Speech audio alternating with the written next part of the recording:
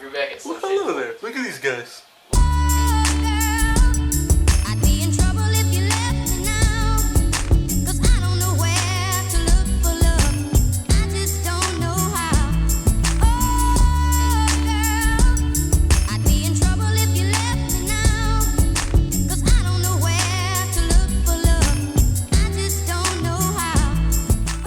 It took me 8.5 years to get a silver play button on YouTube. And if you would have told me it was for the content I make right now, I wouldn't have believed you. I didn't even know this content existed until a few years ago. Plus, when I started YouTube, I was making such different content before that. And that's what this video is going to be about. This video is going to be about the harsh reality of chasing your dreams and what I learned doing so. So if you're new to the channel, I'm Chief Sweet, and this is a play button. It's a trophy for getting 100,000 subscribers. But if you were to ask me like 8.5 years ago, do you want to be a YouTuber? I would have said no. That's the craziness about this.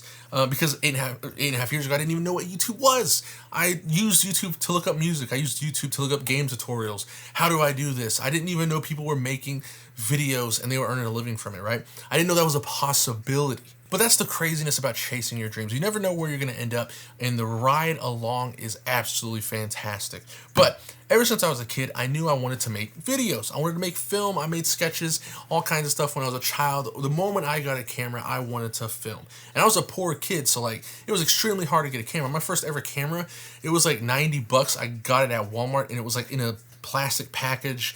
I don't remember what it was, but it was blue. It had a little flip-up module. It had a recorder. It was pretty simple. But I got that camera and I just freaking burned the crap out of it, dude. I was filming everything. I had so much skits. I don't have a lot, but I actually still have some, which is crazy. And you can even see I had lizards when I was a kid, snakes. I was feeding the snake. I looked crazy, but I always wanted to make films. And it all started with one of my most influential movies I've ever watched that started the whole thing, that made me want to make videos and film and score with music. And I was interested in the whole thing, right? And I know a lot of people are probably like, oh, it's definitely like Godfather. What do you think it is? Drop it down in the comments right now. You think it's Godfather? You think it's, Shawshank Redemption? You think it's like Batman Begins? Ha! Wrong. Batman Begins came out much later in life. It was La Bamba. So if you guessed La Bamba, you are correct. If you did it, I'm sorry. But anyway, very unusual. It was a biopic about Richie Valens. I don't know what it was, but when I saw that as a kid, I was like, I love this movie. From that point on, I knew I wanted to make videos. However, being poor from Oklahoma, everyone in my family, just regular people, I didn't know how I would go to Hollywood and make movies, right? I was like, oh, that dream just isn't going to happen. It's not possible for someone like me. It's, what do I do? How do I do it? I don't know. I don't know anybody who does. So that just kind of got buried in the back of my mind, and I went through life, and flash forward, I'm 18, I'm graduating high school, not college. I'm graduating high school, and because I'm graduating high school, I'm hit with the insane feeling of the real world, and I don't know what I want to do with my life. I just know that I don't want to go get a regular job at Walmart or McDonald's or some place that, I feel like I wasn't doing something. I don't know, it's a hard feeling to describe. Like, I know it's making money, but I felt like I wanted to create stuff, right? And like, I knew it wasn't for me ever since I was a kid. And so like that feeling of like not knowing what you're going to do with your life. And that's another thing that sucks a bit. I feel like schools don't prepare anybody for the future, for the real world. No one sat down and asked me like, what do you want to do with your life? It was just like me trying to figure it out and have no clue. All the schools did was like, here, take this test, take that test, take this test. Oh, we got to take another test. And they never set me down and was like, do you like this? Do you want to do this as a job? Do you want, it's just like, oh, do these things and now you're in the real world. Good luck. Good luck. I didn't know what to do for a long time. And even when I got to college, they did the same thing. They was like, what's your major? I was like, what's a major? And they was like, oh my, they was like, job. What do you want to do for a job, man? And if I would have known this, again, if they didn't prepare me, they weren't like, what do you want to do with your life? What is something that calls to you? What is your passions? Because I'm telling you right now, if you feel that way, if you're like getting up and you're like, I hate going to work, I hate this job, try to find something that you're passionate about and that you love. And I'll talk about more, about that later on in the video. But if you find something that you love and you can't stop thinking about it, you can't stop talking about it, you just constantly think about it, you feel like you're better than most people who do that, then do that, because then you're most likely going to be one of the best doing it. And you'll find love in that, and it will be amazing. It'll be the greatest thing ever. So do that. But that was not me. College, I was like, I don't know, what makes the most money? And they told me a doctor, and I was like, I'm too stupid. And they was like, dentist. And I was like, I'm too stupid. But anyways, point is, I settled on being a lawyer. I was like, I'm gonna go be a lawyer because it seemed really interesting. I was interested in politics, Constitution was interesting, all of that was interesting to me. So I was like, I'm gonna go be a lawyer, and it kind of like I just was going through the motions for about a year and a half, and then one of my best friends from high school, who I was still friends with through the whole time, like we never like went away or anything, we were still friends, but he was having some hard times. He was like, "Can I stay with you? You know, just live with you until I get on my feet." And I was like, "Dude, any day, come on in. We're gonna play video games all night long," which we didn't because I had to go to college and he had to go try to find a job. But like, I was like, it's gonna be so much fun. That moment changed my entire life because if it wasn't for me letting him into my life, he would have never shown me something that would just set me on this trajectory. Without my friend Jeremiah coming in, living with me, he would have never showed me this website called Twitch. Because when I first saw Twitch, I was like, this is my way in. It reactivated that dream that I had since I was a kid that I pretty much gave up on. I was like, what is this? And then he was like, this is a website where people play video games and put on a show and they get paid to do it. And I was just like, this is everything I ever wanted. Like, it's not Hollywood, but it's the closest thing to Hollywood I could get. I want in. I want to do this. And so we actually, we were both talking about this, and we wanted to do this for so long. But the point is, I lived in the middle of nowhere. I didn't get internet until 2010. I didn't get to experience YouTube and internet culture until 2012. In 2010, I was using iTunes to download music with dial-up internet, and I couldn't even load web pages. It would take me all night long to download an album, and that was it, you know. So when I got high-speed internet, it was 2012. I got high-speed internet in 2012, so I missed everything, and I only, from 2012 to 2015 is when he showed me Twitch, I only used YouTube to look videos up and for music. So like, I had no idea about internet culture. I had no idea about PewDiePie. I was lost. I was so new. I was fresh. So when he showed me Twitch, I was just fascinated. I was like, we should do this. And we kind of hyped each other up, and we was really talking about it, but the internet was so bad where I lived. So I was like, we should move to this city. Well, he actually was the one who told me that, but I was like, we should do this. We should go to this city, and that's where I go to college, so it works perfectly, and we'll start streaming, and we'll make this our job, dude. We can do this. And we was so hyped up, and then out of nowhere, my world came crashing down. And I tried to make this video 100 times. It is so hard to make. I don't like crying. I've cried every time I made this. My friend he had found a job, and he was only there for like 2 weeks, and a serious accident happened, and he passed away. And so he never got to chase the dream. It inspired me to take a leap of faith. And this is really important. I feel like this is important for anything like this. If you want to chase your dreams, you have to take a leap of faith with a level of delusion. Delusion is very important. You see, me and my friend were talking about it, right? We was like, oh, we could do this, we could do that. We had no clue about any of it. We were just like, let's just do it. Let's jump in. And a lot of people talk a lot. Like, that's one thing I noticed when people try to chase their dreams. They're like, they want to start a YouTube channel, right? They talk a lot about it. Just do it. Stop talking about it. Do it. You have to if you work out, you have to get the reps in. You have to start off. You can't do a lot, right? Because you're not used to it. You have to keep on going and keep on doing it. And that's the biggest thing. So after the funeral, I did the craziest thing, the leap of faith. I don't recommend doing it. I'm not gonna lie to you. It's pretty wild. And when you hear it, you're probably gonna be like, wow, that's crazy. I can't believe you did that.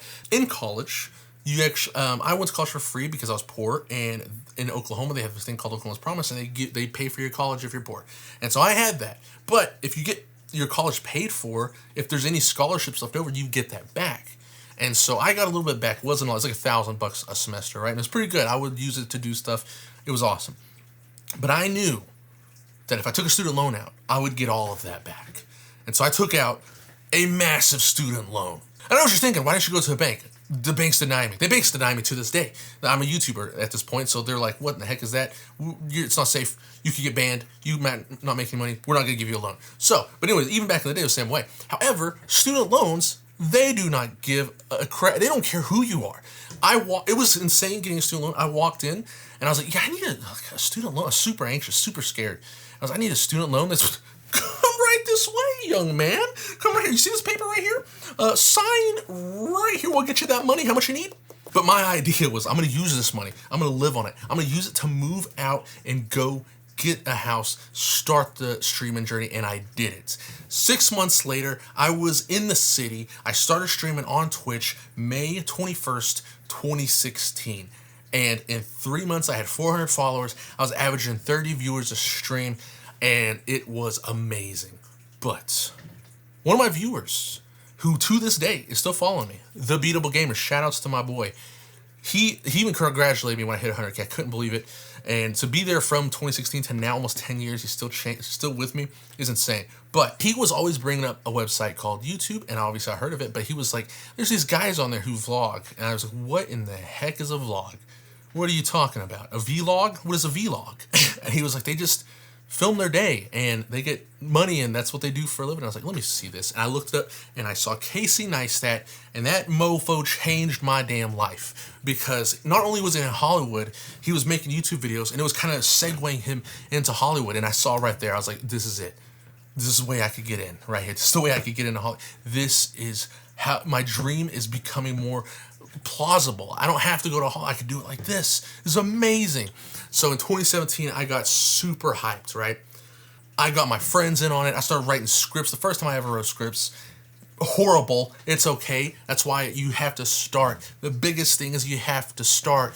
I mean, your first videos are going to suck, dude. Like, oh my God. There's a reason why you can't find videos of me from this time.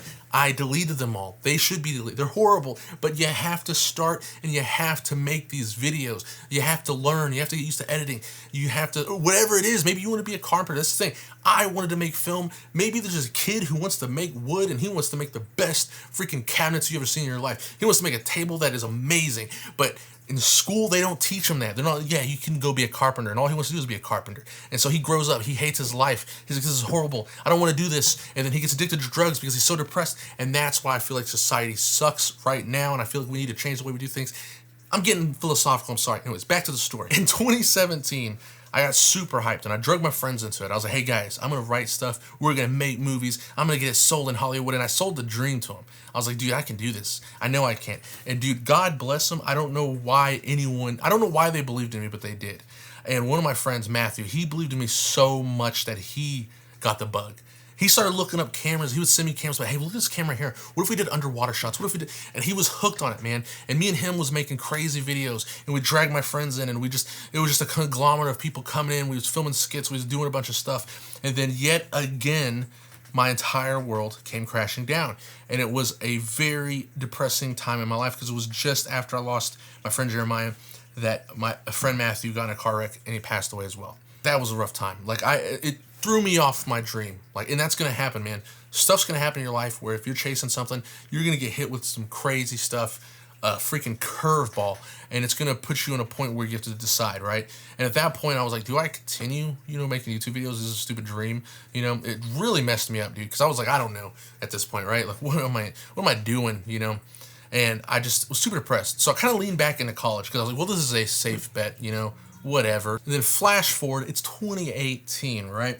2018, I'm like 3 months from graduating. I've gained 50 pounds, right? Pure depression. I've never lost that 50 pounds, mind you. I used to be skinny. I am so fat now. Never lost it. I gained it, ain't lost it. So you can't find it. So it was 2018, 3 months left to college, and I was like, I want to do YouTube. Like, I was getting to the end where I was like, I don't want to be a lawyer, because in one of my, now I hate on college because like, I did hate college. Like, every morning I woke up, I was like, I don't want to go to college. Oh my God, I don't want to go to class. I hate this. I was interning in a law office. I was filing papers, and I was just like, I hate this. I hate this so much. I'm so unhappy. I don't want to do this for the rest of my life. I can barely do it day by day. And my wife, God bless her, again, like, we'll talk more about my wife because the story coming up that is going to rock. I don't know how she stayed with me through all this, but she did. And shout out to my wife, the best woman in the entire world. But she was worried about my mental health. She was like, are you gonna be okay? She was like, she thought I was gonna harm myself, right? And dude, it was just, I would never, but like, it was just insanely, I did not want to do it. And then I started, like, I'm gonna quit college. That's what I started to think. 3 months, a semester away from graduating, I'm gonna quit college. I'm just gonna do YouTube full time. And, she was like, just finish it, and see if they have something to do besides law. And I looked, and wouldn't you know it, they had film classes. And if I would have known that, it would have been a whole lot different. And that was a crazy situation too, because I was gonna get 2 degrees. I was gonna have, a degree in political science and a degree in legal studies. But I went to my professor and I was like, oh, so like, I know I could take these 2 classes and get, a double major in 2 different things, but I want to actually take these 2 classes in film. And this is where it's different. This is how, like, when I took those classes, it like certified. I was like, this is what I meant. This is what I was meant to do. And that's what, like, if you start doing something and you're like, this is amazing. I love this. I can't stop thinking about it. This is what I want to do. That's what you're meant to do, right? I took those film classes, and though I could not wake up to, I was like, I can't wait to get to class. I can't wait to do this. I took tests in those classes, got 100%. I remember I got 100%, got every bonus question right. I had 145 out of 145. The kid sitting next to me was like, dude, we should study. He barely passed, and I was like, how did you barely pass? But again, his journey is not my journey. I wanted to do film. He probably wants to do carpentry. I know I say carpentry. I don't know why I'm stuck on carpentry. But the point is, I graduated, but those film classes literally to me was like, do that. Do YouTube. And this is when another leap of faith came, where I was like, I'm going all in on YouTube. I'm not even going to law school. I'm just going to quit everything and do YouTube. Huge delusion, huge leap of faith. This is when I graduated college, everybody was just kind of, hey, nice, good job. No one cared. My mom was amazed. She wanted me to graduate so bad. I did. She was happy. That's the only person that was happy. Like, I went to college, I felt like, to make other people happy, right? And you should never do stuff to make other people happy. You should just do stuff to make you happy. Now, I am glad I made my mom happy, but like, when I went to college, I was only doing it because like people told me to go to college. I was like, go to college. And I didn't know what else to do, so I went to college. And so I just did it to make them happy. I wasn't happy. When I got out, I was like, now I'm going to do what makes me happy. And amazing that people freaking hate that so much. When you do stuff to make yourself happy, dude, people hate that. Because when I told everybody I was going to not go to law school and that I was going to follow my dreams, the amount of hate I got from family, the amount of hate I got from everyone, it was like, what are you doing, you stupid? You can't do this. And that's where the delusion set in. I was like, yes, I can. I want to do this. I feel like I was meant to do that. I feel like this was what I was put on earth to do, was just to make films, man. That's all I want to do, is just film and make music and just do art. And that is crazy sounding, but that's where the delusion comes in. But sometimes you got to be careful when it gets too far into it, right? So, mind you, at this point in time, I actually had 2 kids. I just had my son Lincoln, just had my daughter Alana, and my wife was fully supportive. She was like, let's do it. I know you can do it. I had her sold on the delusion too. I was selling people on this dream. It's crazy. So this was the first thing I did out of college to really like set myself up for going forward, right? I was like, okay, so that way I didn't want to get a job because I felt like getting a job would be like college again. It would be like taking me away from something I wanted to do. I wanted to go all in. I just spent almost 5 years in college doing that. I didn't want to do it no more. That was a job in itself, and I knew I hated going every day to college. I knew if I went and got a job, I would hate every day to do that. So I was like, I want to make sure I can somehow like, wheel and deal and make some money here. So there was a festival coming up. My wife's Filipino. I was like, she could cook food and we could sell it. People never really tried, Filipino food before at this festival. I'd go there all the time, and we could get the whole weekend. And I talked to some people who was there, and they was like, yeah, I made $10,000 on a weekend selling food. It's awesome, but it's a lot of work. And I was like, okay. So all I needed was $1,500 to get all supplies and everything ready to go. I had $500. That's all I had. And I needed an extra $1,000, and I don't have rich family. I grew up in Oklahoma. It's a poor area. No one was going to lend me the money, and I was like, dang it, man, what the heck? And so I asked my mom, do you have any money I could borrow for this? And so happened she had $1,000, and I was like, thank God, I promise you I'll give this back to you. And she's like, okay, that's good, and because she also needed money too. I mean, like, Oklahoma's a very poor state, all right? I'm going to put it to you that way. Anyways, so I get the $1,500. I get the stand going.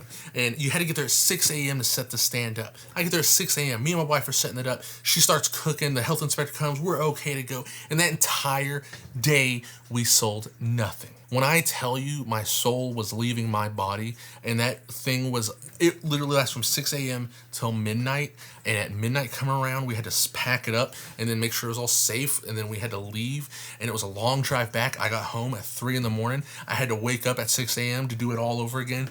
The next day, I was sweating. I was like, this is very scary. How come nobody's buying it? And remember, I said nobody's tried the food. That was the issue. No one's tried it. No one knows what it's like.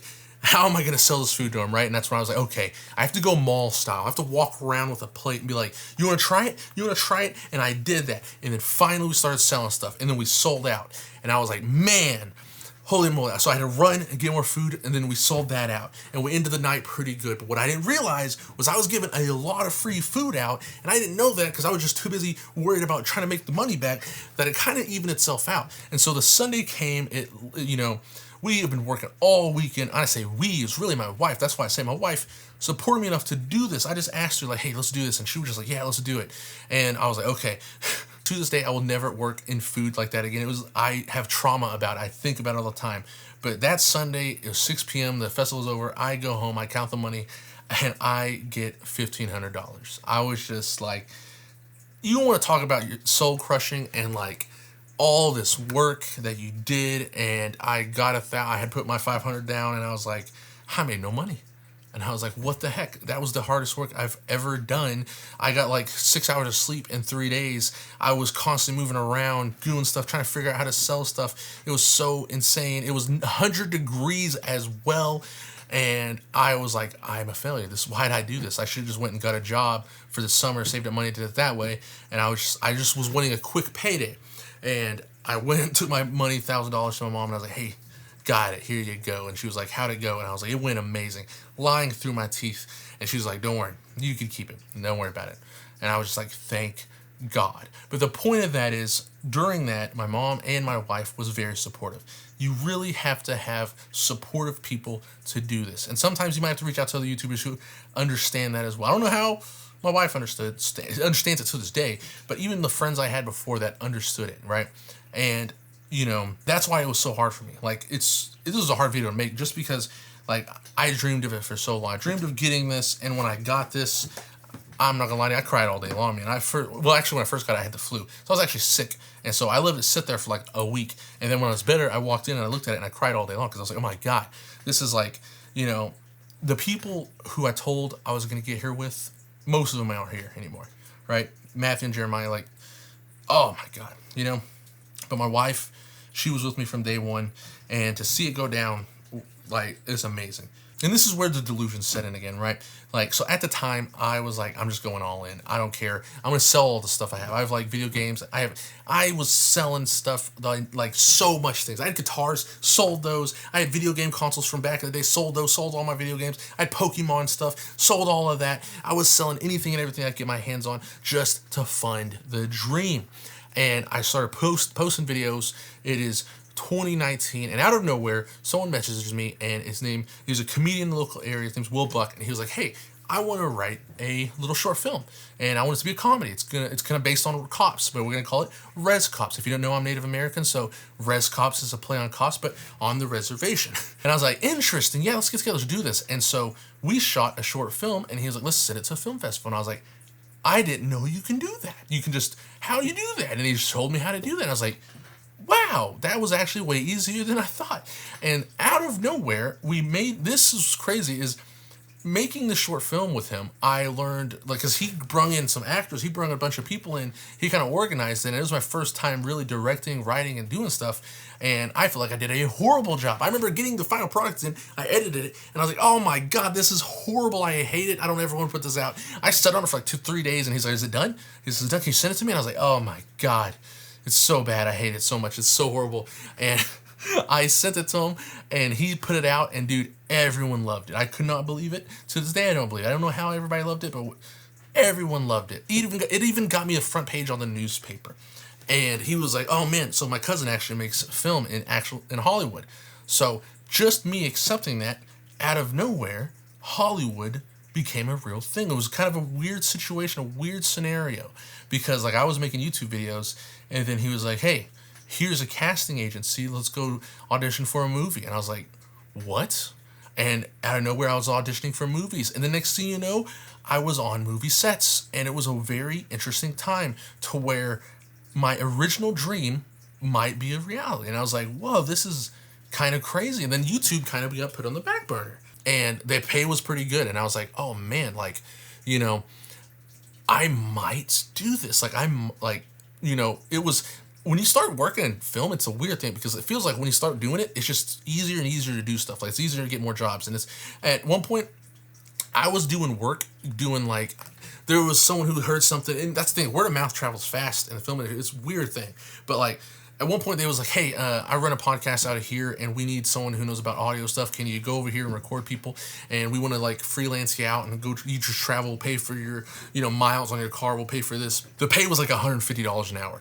Dude, I literally would go some places and just listen to people talk to them on the phone while I recorded them with the stuff. And they literally was like, do you know audio? And I was like, yes. I knew nothing about audio. I got off the call. I started Googling like audio for idiots, right? And it is a wild thing. But during that time, I was really like moving through the film industry. Even my friend Tuck, who's in videos, you might have seen him on the other YouTube house as well. But me and him started auditioning for movies. And like it was crazy. I've read some pretty big scripts out there.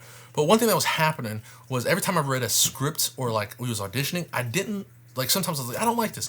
I want to change this. And in film, you don't do that. And I learned a lot of stuff on film sets as well. Like I was getting deep into film sets. I was reading scripts for like pretty big movies. Like there's Sweet Tooth on Netflix. I read scripts for that with my friend.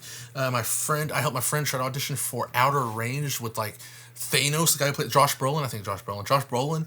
Like we was reading some pretty serious scripts, and then there's one about airplane on Netflix. I can't remember the name of it.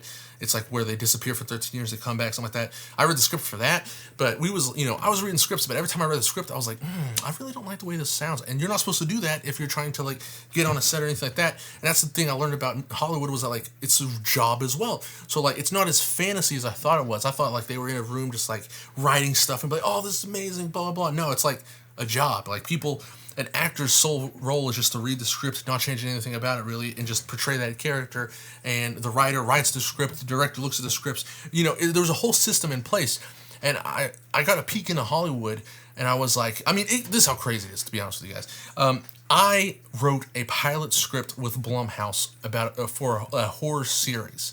And like it got that deep to where I was like that deep into it. And I was like, that same thing happened. I sent them the script for the first episode. They sent it back to me with rewrites. And it wasn't a lot of rewrites, but there was just one thing that I was like, I don't like this at all.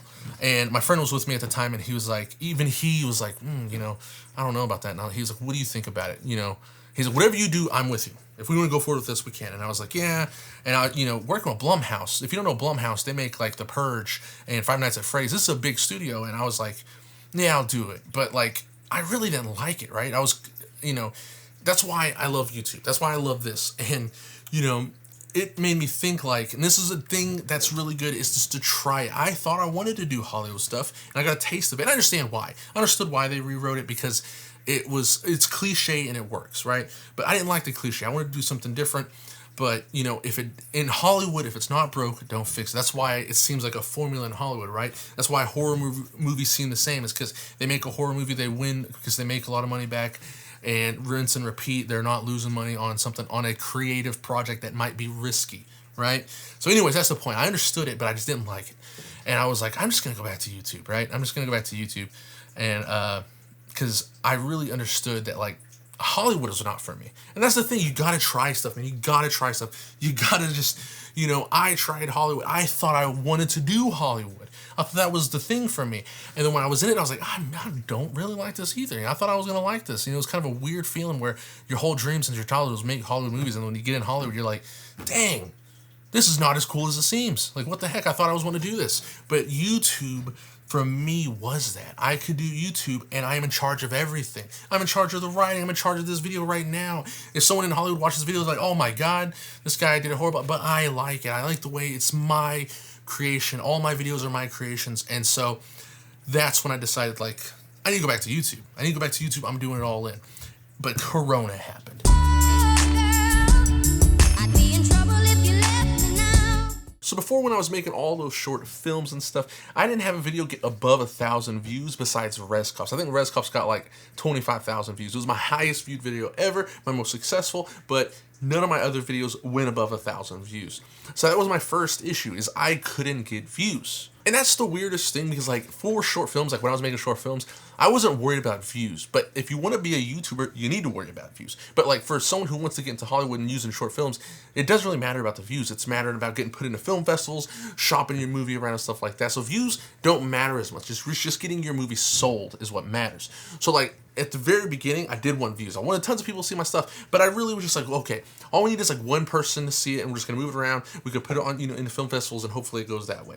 So, like, for example, I met these guys online. They saw one of my short films, a horror film. They are the Skullcrawlers Movie Club. Amazing dudes. I never met them in real life, but they was like, hey, why don't you come on our podcast? We talk about movies and scary stuff. And I was like, done deal. It was an amazing, fun opportunity. They're not very large, so shout out to them. I think they have less than 1,000 subscribers. I could be wrong, but I think they do. If they have less than 1,000, go subscribe, go show them some love. One of my podcasts on there, but that podcast with them on there is what got me in touch with Blumhouse. Blumhouse was looking for a scary show. They saw that podcast, and that podcast has less than 1,000 views.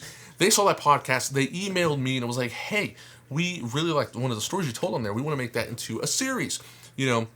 Would you be willing to Zoom? So it's kind of insane the opportunities you get when you just put yourself out there, right? Because like I didn't even know them. They emailed me. I couldn't have done it. I could just be, no, it's okay. But I was like, oh, this sounds awesome. I want to do it. So I did it. And that's the thing. Like I said, you just have to put yourself out there. You just have to do it. And because I did that, I got recognized by an executive producer at Blumhouse. He emailed me, and then we went from there, and I wrote a script for a series. It was pretty wild. Like I said, you never know. You don't need views. But if you want to be a YouTuber, you need views. So I was moving away from short films. I had to figure out what I was gonna do, right? What do I make? Do I make gaming stuff? I thought at the time gaming was saturated, which we'll talk about because it's not. But I was like, what do I make? Do I make, tech? Do I make this? I had no idea. I have a lot of interest, and I couldn't find what to narrow down to make YouTube videos about. So I did what everybody does who makes YouTube videos, who is confused and have no idea what direction to go into. I make reaction videos. And if you're not familiar with reaction videos are very low effort, very easy to make. A lot of people just sit there, look at a video, watch it, react to it. It's extremely minimal effort, extremely easy to make, and you get insane views. I didn't know this at the time. I did what I was wanting to do was watch some music videos, give my stuff, since I am into music, I'm a musician. I was like, okay, I could just talk about it, break it down, how I feel about this. In a lot of the songs I react to, I never heard before, so it was like first time. And that's just really sold. And in just 2 months, I went from 800 subscribers to 8,000. I grew so fast. I got so much views. It was pretty crazy. But one of the bad things with the reaction content is that you can also get copyright strikes, and then your YouTube account's terminated and you're banned from YouTube. So I got a copyright strike for something, honestly, that surprised me. It was a Meat Canyon video. He's another fellow YouTuber, and it wasn't from him. At first I thought it was. When I woke up and it said copyright strike, Meat Canyon, I was like, what? Meat Canyon copyright strikes me? But he's cool, right? No, me and him both got copyright strikes by Warner Brothers, and it wasn't even right. YouTube chose the wrong side. It was a parody. It was his own art. He didn't take anything from Warner Brothers except the idea and made a parody out of it. His video was only 1 minute long. I reacted to it. My reaction was 10 minutes long because my reactions were kind of like commentary, right? I broke stuff down. I was like, okay, this is why this. I like this art right here. It's great. This is how it speaks. But that video had like 80,000 views, so it was one of the first videos to be taken down. It's still on my channel, it says terminated or whatever. But yes, I got copyright striked, and I kind of got mad at YouTube. I threw a B fit, right? I was like, oh, how can YouTube side with Warner Brothers? It's obvious this is this way. And I got upset at YouTube. And I was like, you know what? I'm going back to Twitch, because on Twitch, you could do whatever you want, which at the time, even in 2020, people were streaming entire TV shows on there. It was insanely illegal, but Twitch was the Wild West. So I was like, I'm going back to Twitch. And I told everybody who followed me, let's go to Twitch. And my first stream on Twitch in like March of 2020, I had 100 viewers the first time on. It felt amazing. And I was like, this is it. I'm going back to the roots of it all. I'm going to be a Twitch streamer like I originally planned, or planned to be. YouTube's too, they're banning everything. They're not, vibing with the creativity I want to go down, which at the time is reaction content, not really a lot of creativity. But I was throwing a hissy fit, right? So I was like, I'm going to go straight. And I did that for all of 2020. Now, this wasn't me just sitting around playing video games. Originally, like I said, I wanted to make my streams insane. There was times where I streamed like 24 to 30 hours straight, no sleep, going crazy, having all kinds of stuff, costumes and outfits out. I mean, at one point, I blindfolded myself, programmed a Nintendo 64 controller to be usable on a PC, and then defused a bomb in a video game. Like, I was trying to be the best. I was trying to be the most entertaining, and it was so much fun. But at the end of 2020, I went down to just 20 average viewers. It was like another time where you feel. I remember at the end of 2020, and I saw that I gained 2,000 followers on Twitch, which on Twitch is kind of a lot. It's like a weird thing. 2,000 would be like 20,000 in YouTube followers, right? And I was like, whoa, 2,000. And then I went to the whole year, and it was like, you also lost 2,000. And I was like, what? And then it was like, you start off the year with 100 average viewers. You ended the year with 20 average viewers. And it was in the feeling of failure from that, of like, man, I gave it my all. I mean, even at one point, I had one of the followers in the chat was like, I was like, dude, I'm so hungry right now. And it was a 24-hour stream. And he was like, I'll come and deliver food for you. He lived in another state, hundreds of miles away. And I said, do it. I dare it. And I sent him my address. And he showed up. He showed up with some gas station food. And it was it literally was so much fun. At the time, though, he could have killed me. Even some of my moderators in chat was like, oh my God, what are you doing? Like, this is kind of crazy. They literally was like, we're going to have the cops on speed dial in case he shows up and kills you. But like, I was doing crazy stuff and it just didn't work. It didn't work. And the biggest reason, if you want to stream on Twitch, if you want to be like Kai Snat and be a streamer, I'm going to tell you right now, don't do it. Okay, Twitch is not that platform. The only successful people on Twitch are people who use YouTube and TikTok to drive views. If anything, make YouTube and TikTok videos to drive traffic to Twitch. That is something that will help you. But if you just stream on Twitch hoping to blow up, you will go nowhere. Trust me, I've tried it, and I've seen hundreds of other streamers try it. Because one thing about the streaming community is it's very small. So I met tons of other streamers, and I was like, and after I figured this out, I tried to tell them, I was like, guys, Twitch is not it. You got to go make YouTube videos. You got to do this. No one listened. No one grew. And it sucks to see that, and it's harsh reality, but that's the thing. My voice cracked. Embarrassing. Definitely don't just stream it. Honestly, I tell people a lot of times when they're like, after I succeeded and like I was helping friends on Twitch, I was like, don't even stream. Just make YouTube videos and stream once you get like 10,000 subscribers on YouTube. It's just going to be a waste of time. And I know that sounds crazy, but like, that's just the reality of it. Anyways, the point is of this, when you try and you chase your dream like that and you give everything. I mean, at one point I broke my tooth during a 24-hour stream because I was just going so crazy. And then I bit like some food. It was like, a hard food. What was it called? Like the Nature Valleys. And it just broke my tooth. And I went through the stream. I was like, tough it out. You know what I mean? The greats tough it out. You should tough it out too. I wish I didn't do that. I was like, man, I should have just stopped the stream and be like, I need to go to the hospital tomorrow. I need to go to the dentist. I don't even have insurance, but I need to go to the dentist. When you get to that point, you fail so hard. This is what's going to separate you from someone who is successful. Because if you just continuously go, and you're like, no, I didn't do it. I didn't work hard enough. I didn't, go that deep. I need to go harder. No, if you failed for a year straight, then you need to reassess what you did wrong. And that's what I did. And a lot of other people, they might say, I give up. I've done it. I tried it. Didn't work out. Gone. They were never meant to do this. They were never meant to just be whatever they were chasing. And that's okay. They just need to go find something else to do that they're passionate about. But that's the thing. I could not do that. I could not give up. I was like, this is what I want to do, man. Like, I want to do this. Why am I failing? I need to figure it out. And that's if you've tried for so long and you're failing, you need to figure out what's wrong, right? What's going wrong? Why is the race car not getting to the finish line? Why is it not moving? You have to figure that out. You can't just sit around and hope that someone's going to grab you and pull you up by your bootstraps, okay? And that's what I did. So I was like on the lookout. I was like, okay, how can I figure this out? And so randomly, I don't know how this happened because this wasn't someone I watched a lot. But like I said, sometimes when you do this stuff, it's like divine intervention, right? Sometimes it feels like that. Sometimes when it feels like you're on the right path, something is going to happen and it just leads you to magic, right? I don't know what that is. Maybe it's luck, maybe it's God, maybe it's the universe putting on your path. But out of nowhere, I was on Twitch and I was like, and it gave me Trainwrecks. I don't even follow Trainwrecks. He's a streamer. He's one of the largest streamers. Now he's one of the richest streamers. But I clicked on his stream and it was a podcast and I was like, what is this? But in that podcast was a guy named Devin Nash. And he was a marketer and he represented some streamers. He owned an agency and he was just talking to streamers, telling them about business.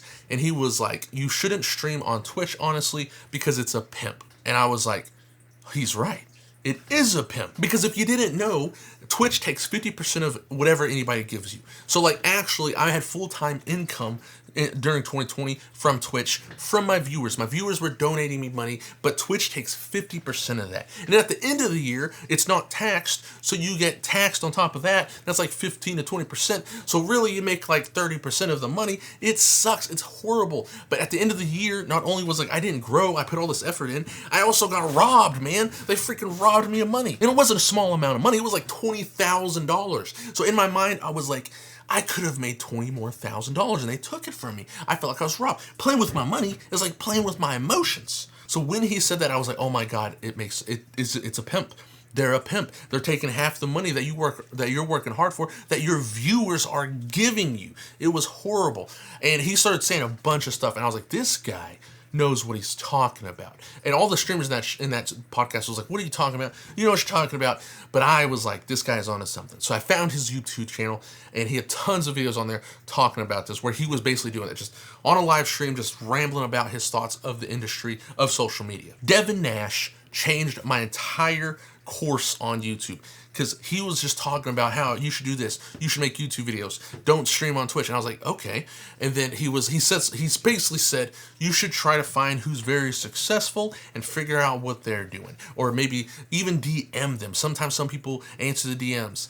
My case, no one answered. However, I followed those people. I watched like every single creator podcast that exists. I went and followed them on Twitter. I found out Discords existed with larger creators. I asked to join those. I joined them, and I learned everything from successful creators who were doing it full time, and it changed everything. And I did this at the start of 2021 into about 6 months in, and I learned, I was in my room 16 hours a day just watching, taking as much as I could in, and this is where it's very scary. I researched so much, but that's the thing about Twitch. When you stop streaming on Twitch, you stop making money. Time was ticking. I knew I had to start really making money, because like I was like, oh my gosh, this is getting a little scary, right? 6 months in, but 6 months in, I was like, I think I figured this out. Like, and that's the thing. Everything I told you, every story I told you, like if you think like, oh, he was in the film industry, he knows what he's talking about. No. Everything I did, I knew nothing about. That's why I was failing so much in everything I did. Because, like, you just have to do it. You just have to jump into it. I knew nothing about streaming. I started streaming. I failed. I knew nothing about film. I jumped in. I failed. But, I mean, yes, I did get that Blumhouse thing. But that was after many failures. I did get other odd jobs and stuff. And it's really just getting that experience. You're going to fail. You have to get used to failing. But you have to get out there and do it, right? Like, but I knew nothing of this. I went to school to be a lawyer. Okay, even in school, I didn't know anything of film until the last 2 semesters when I took intro to film and like intro to script writing. So I knew nothing about, like I was as green as you could get, man. I knew nothing. So like jumping in, you got to do it. Okay, you got to get it. And I knew nobody in the industry. I knew nobody anywhere. I tried to insert myself into circles. They denied me. You know, I didn't make a YouTube friend until 2023, I think it was. That's how long it was. I met other YouTubers, and it's just kind of like, hey, how you doing? Bye. See you. You know what I mean? And I was in Discords, but I never made a friend. It was just more of like just talking around and rubbing shoulders. That was it. So after the 6 months, I realized, and this might help a ton of people who are trying to do YouTube, you have to figure out what you want to make, right? And that's the thing. I knew it, and for 6 months, I was like, what am I going to make? What am I going to make? There was 3 things I was interested in, right? There was music, technology, and gaming. And I was like, you know, I have to make videos about those, but how do I make videos about those, right? And I was like sitting around like stressing about that. How I figured it out was this. If you love something so much and you just can't stop talking about it, and you know, you just tell friends about it, and if someone mentions it, you're like, oh, I'm going to talk about it. You know what I mean? You want to talk about it so bad. You might hear someone talking about it, and you just want to insert yourself into the conversation because you're just a master in that subject. That's what you should make videos about. But this is a very interesting thing. If you love it and you're okay with it being your job, then it's amazing. Then you will be successful. But if you love it, but you don't want it to be your job, don't do it. Or you can, like I said, you can try it out. But for instance, gaming. I made a gaming video. I made some gaming videos, and with everything I learned, as soon as I made them, they got 100, like 3. It was my first one, got like 100,000 views, and I was like, oh my goodness, I'm cooking, right? But the thing that sucked was that gaming was always like something to relax with, right? I would play games to relax. I would play games for fun. It became a job, and I was like, oh man, this is not what I was expecting. I couldn't even play games. I would start a game up, and then I would just sit there because I would be like, oh my god, I just want to play the game, but at the same time, like, oh, but I need to make this video with it. How can I play and also get this clip where I can make this thing? And it wasn't just like, let me just play for fun. And that didn't exist anymore. And so it made gaming so, like, I almost hated gaming because it was a job, and I didn't want gaming to be a job. So that's the thing. You have to find something that you want to make, that you're okay with it being your job. So I was like, okay, technology, I'm okay with. But music, again, music for me is a relaxation. I knew that in high school too. I was a pretty decent guitar player, and I played like a lot of places, and like people always wanted me to be in bands, and I didn't even like playing in places. I just liked playing. I just liked to be in my room, playing, making some music by myself. It was a hobby. It was a form of relaxation, and a lot of times people wanted me to be in bands, and I didn't really want to. So I kind of knew, like, I don't want to make this a job at all, right? I'm not trying to be Jimi Hendrix. I'm trying to just have fun with it. But technology, I was like, I freaking love this. I build people computers all the time. I want to talk about it. I always love talking about it. This could be my job. And so that's what I did. So I started making technology videos, and at the same time that I was making technology videos, and I will say this too, this is what really helps. Since, like, basically when you're obsessed with something, you're kind of an expert in it, right? That's what you kind of want to be. So like, I like computers. I mess with computers all the time. I built a lot of PCs, so I have an upper hand on other people, right? However, I also knew a lot about reptiles. I've been keeping reptiles for like 20 years. I've been keeping them my whole life. I bred them. I knew a lot about them. But at the same time, that's what's crazy, I did not know about Reptile YouTube. I did not know it existed at all. It just so happened at the same time that I was making my technology videos, I was helping my cousin who just got into reptiles, because I helped people get into reptiles all the time. I was very used to teaching people. And I was like, oh yeah, this is what you get right here, this blah, blah, blah. And I was telling him all this stuff. And I was like, you can actually save money a lot of times. And I was like, this bulb right here, back in the day, you could get the heat lamps at Home Depot. Now you can't because they're banned. But point is, I was like, you can go to Home Depot, get this. They're the same light bulb. They're cheaper. And he was like, I had no idea about all this, dude. This is game changing. He's like, dude, the people on YouTube who do the reptile care guides, they didn't say any of this stuff. And then I was like, what? I was like, people on YouTube make videos about reptiles? And he was like, yeah, you didn't know that? And I was like, how? Like, in my mind, I couldn't comprehend. I was like, what do you mean how do people, because in my mind, my reptiles were just like my babies. They were just like people's dogs. If even right now, I'm kind of like, how would somebody make a dog channel on YouTube, right? I'm like, what would you make? Like, you know what I mean? It's kind of hard. I couldn't comprehend it. So I was like, what are you watching, right? And he showed me, and I was like, my God. Again, right? One of those moments where I was like, I can make reptile videos, and I have an upper hand because I watched a bunch of videos at that point. And mind you, this is 2021. Like, I found out about reptile too. I make reptiles on YouTube, and 2021 is when I found it, right? I was like, oh, and then I was sitting there like, my God, I can do this, because a lot of people don't talk about this. I can talk about my experience. And this is a very important thing as well. When you make video, a lot of people say this all the time, and I'm always like, listen, it doesn't matter. Because when I first saw it, there was a lot of care guides. I was like, I'll make my own care guide.